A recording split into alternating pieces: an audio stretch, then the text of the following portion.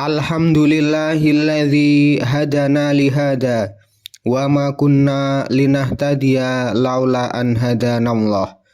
Asyhadu an la ilaha illallah wahdahu la syarikalah wa asyhadu anna Muhammadan abduhu wa rasuluh. Allahumma sholli ala Muhammadin wa ala alihi wa ashabihi wa man tabi'ahum bi ihsan ila yaumiddin.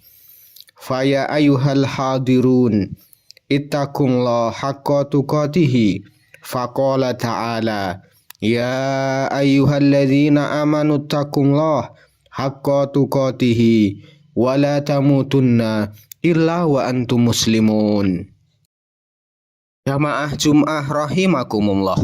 Sumangga tansah munjuk syukur dumateng Allah Ta'ala ingkang tansah paring rahmat, taufik sarta hidayah dumateng kula lan panjenengan. Sholawat ugi salam mugi tansah katetepaken dumateng Nabi Agung Muhammad sallallahu alaihi wasallam ingkang tansah kita tenggo syafaatipun wonten ing dinten kiamat minjang. Jamaah Jum'ah rahimakumullah. Wonten kesempatan khutbah siang punika khotib wasiat sumangga tansah ningkataken takwa dumateng Allah kanthi nindakaken dawuhipun lan nebihi awisanipun. Mugi kanthi takwa Allah tansah paring kamulyan panggesangan fid dunya wal akhirah amin. Jamaah Jum'ah rahimakumullah. Kula lan panjenengan sakpunika sampun mlebet wonten ing wulan Rajab. Dipun sebat wulan Rajab kapendhet saking bahasa Arab Rajaba yurajibu ingkang maknanipun ngagungaken. Wulan punika dipun sebat Rajab amargi dipun agungaken masyarakat Arab rikala jaman rumiyin. Allah Subhanahu wa taala ngendika, Inna iddata syuhuri indallahi isna asyara syahran fi kitabillah. Fi kitabillahi yauma khalaqas samawati wal ardh minha arba'atun hurum dzalika dinul qayyim. Sak temene wilangan sasi mungguhing Allah iku ana 12 sasi kaya kang wis kapacak ana ing kitabe Allah wiwit tumitahing langit lan bumi. Ing antarane yaiku sasi papat kang mulya Zulkaidah, Zulhijjah, Muharram lan Rajab. Kang mengkono iku agama kang bener. Al-Qur'an surat At-Taubah ayat 36. Al-Qadi Abu Ya'la rahimahullah ngendika, disebut wulan haram amarga nduweni makna sepisan ing wulan iku diharamake peperangan lan mateni manungsa. Masyarakat jahiliyah uga yakin marang perkara iki.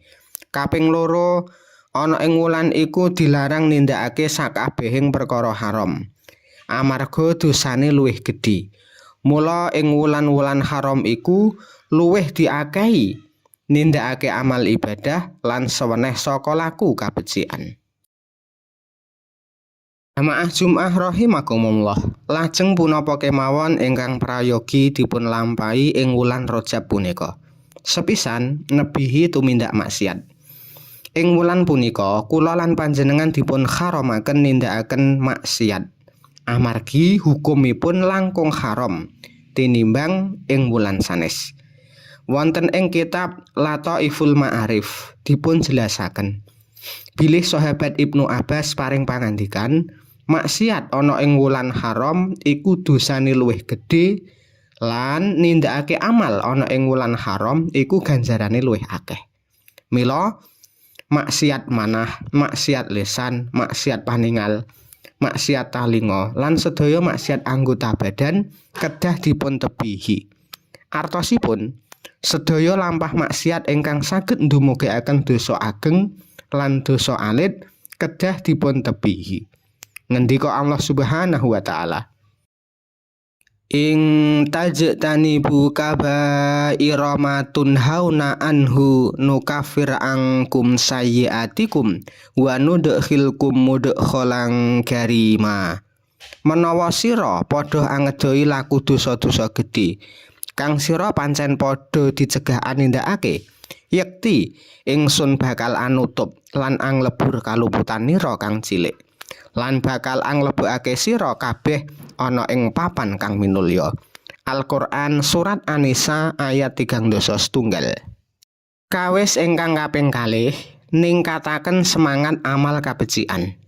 Ing wulan punika kula lan panjenengan dipun dawuhi ningkataken semangat nglampahi sedaya amal ibadah.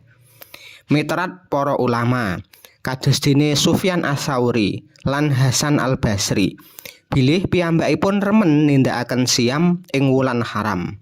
Mboten namung ing wulan Rajab, ananging ugi wonten wulan haram sanesipun. Ananging ingkang kedah kula lan panjenengan mangertosi bilih mboten wonten ibadah khusus ingkang dipun dawuhaken Rasulullah ing wulan Rajab punika. Rasulullah paring dawuh umum sedaya ibadah lan lampah kabecikan prayogi dipun tingkataken ing wulan punika. Wonten hadis ingkang ngawisi kula lan panjenengan nglampahi siam menawi anggenipun nglampahi punika setunggal wulan nutuk kados dene menawi dipun lampahi ing wulan Ramadan. Sahingga prayoginipun menawi badhe nglampahi siam saged mendhet ing dinten Senin Kamis utawi sedinten siam sedinten boten siam Daud. Ngendika Rasulullah sallallahu alaihi wasallam, Anan Nabiyyu sallallahu alaihi wasallam yanha an siyami Rajabin kullihi li alla yatahiza idan. Nabi sallallahu alaihi wasallam ngawisi poso sewulan nutuk ing sasi Rajab supaya ora didadekake Id utawa hari raya. Hadis riwayat Imam Ibnu Majah. Jum'ah rahimakumullah. Cekak aosipun ing wulan Rajab punika kula lan panjenengan kedahipun nebihi sedaya lampah maksiat lan ningkataken sedaya ibadah ugi lampah kabecikan. Mugi Allah tansah paring taufik satemah kula lan panjenengan kalebet umatipun ingkang pikantuk kamulyan panggesangan ing donya lan akhirat. Amin. Aku qouli hadza wastaghfirullah li wa lakum wa lisairil muslimin innahu huwas samiul alim.